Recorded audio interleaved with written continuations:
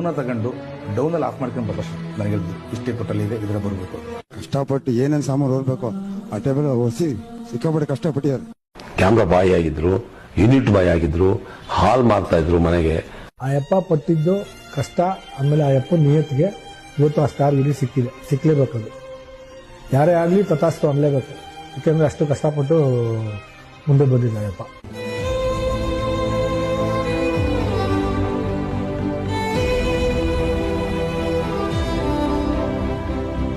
ಅಪ್ಪಾಜಿ ನಾನೇ ಅಪ್ಪಾಜಿ ತುಮಕಿದ ಮಗ.